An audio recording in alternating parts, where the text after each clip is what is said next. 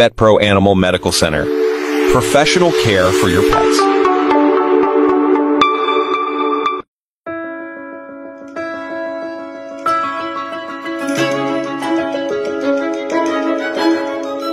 Ang UTI ay nangangahulugang urinary tract infection at maaari itong makaapekto sa mga pusa tulad ng pagkakaapekto nito sa mga tao. Kasama sa urinary tract ang pantog, urethra, at kaugnay na mga istruktura, at ang impeksyon sa bahaging ito ay maaaring magdulot ng pagka-discomfort at problema sa kalusugan ng iyong pusa. Maaring mag-iba ang mga sanhi ng UTI sa mga pusa, ngunit narito ang ilang mga karaniwang dahilan. Una, bacterial infections. Ang pinakakaraniwang sanhi ng UTI sa mga pusa ay mga impeksyon sa bakterya. Maaring pumasok ang mga bakterya sa urinary tract sa pamamagitan ng urethra at magdulot ng impeksyon.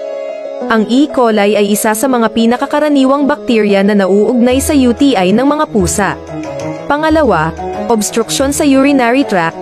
Maaaring mangyari ang ilang UTI dahil sa mga obstruction sa urinary tract, tulad ng mga bato o kristal sa pantog. Ang mga obstruksyon na ito ay maaaring magdikit ng bakterya sa urinary tract na magdudulot ng impeksyon. Pangatlo, stress. Ang stress ay maaaring magpahina sa immune system ng pusa at magdulot ng mas mataas na posibilidad ng mga impeksyon, kasama na ang UTI. Pang-apat, diabetes. Ang mga pusa na may diabetes ay mas madaling magkaroon ng UTI dahil sa mga pagbabago sa kapaligiran ng kanilang urinary tract at immune system. Pang-lima, edad. Karaniwan ng mas madaling magkaroon ng UTI ang mga matandang pusa dahil sa mga pagbabagong nauugnay sa edad sa kanilang urinary tract at immune system. Pang-anim, hindi magandang kalinisan. Ang mga pusa na hindi maayos na naglilinis ng kanilang sarili ay may mas mataas na posibilidad na magkaroon ng UTI. Pang-pito, immunosuppression. Ang mga pusa na may mahinang immune system dahil sa mga sakit tulad ng FIV, feline immunodeficiency virus, o FeLV, feline leukemia virus, ay mas madaling magkaroon ng mga impeksyon, kasama na ang UTI. Pang-walo, anatomiya ng urinary tract. Ang mga pusa na babae ay mas madaling magkaroon ng UTI dahil sa mas maikli at mas malapad na urethra, na maaaring magbigay daan para sa bakterya na pumasok sa pantog.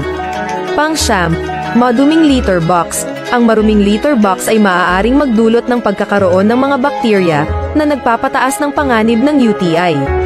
Kailangan ng mga pusa ang malinis at madaling ma-access na litter box para sa tamang pag-iihi.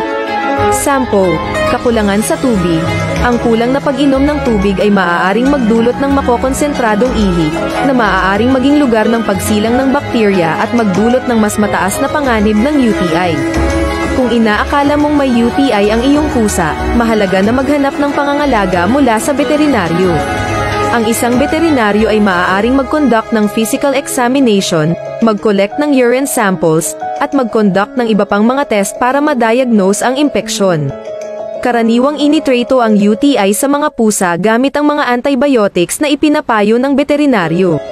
Sa ilang kaso, maaaring may rekomenda rin ang mga pagbabago sa pamumuhay, pag-ayos ng dieta, o pag-address sa mga underlying na kondisyon sa kalusugan upang maiwasan ang mga susunod na UTI.